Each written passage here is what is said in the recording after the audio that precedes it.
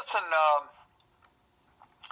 some very useful advice that I picked up from an attorney, internet attorney, of course, available on YouTube.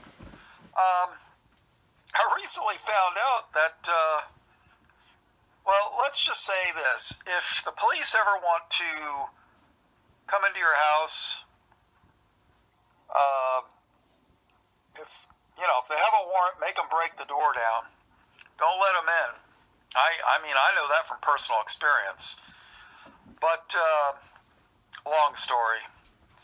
But the deal is this. Unless you're a witness of a crime and you're explaining what happened, or you're the victim of a crime, you should never, never, never, never talk to police. They're not your friends.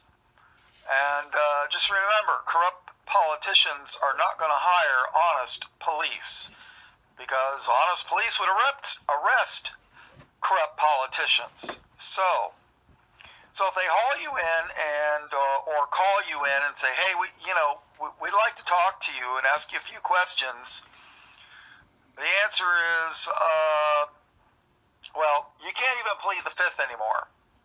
Believe it or not, the Supreme Court got rid of the Fifth Amendment, pleading the Fifth, the right to right to remain silent, self-incrimination. Now they'll arrest you for impeding a police investigation. Yeah, that's how close we are to being a communist, country. But the best thing you could do is say, you know what, I will be happy to answer any and all your questions, but I need to speak to legal counsel first. I need to speak to an attorney, my attorney first. And then ask them, am I being detained or am I free to go? And, if they ask to search your car, you say, I do not consent to a search. Just keep repeating those words. Am I free to go or am I being detained? And keep asking for a lawyer. That's all, that's what you need to do. Obviously, I'm not a lawyer, but that's what the legal counsel suggests to say, because, even if you make a mistake, let's say the police are asking you, well, where were you Wednesday? You say, oh, I was over at JoJo's house on Wednesday, but actually it was Thursday, but you made a mistake thinking it was Wednesday. Well, they'll actually use that against you. Remember the thing, anything you say can and will be used against you? Yeah. And they'll actually say, oh, well, he lied to police. I mean, and they'll get you for perjury. Even if they can't get you for whatever crime they're trying to pin on you, they'll get you for perjury. So better to say, you know what, I need to talk to an attorney before I answer any questions. There were 2 police officers in Miramar, Florida. That's in so basically a suburb of Fort Lauderdale, between Fort Lauderdale and Miami. They pinned a crime. They planted evidence and pinned a crime on I think he was an autistic kid, low IQ. And the family didn't believe it was murder, if I remember correctly.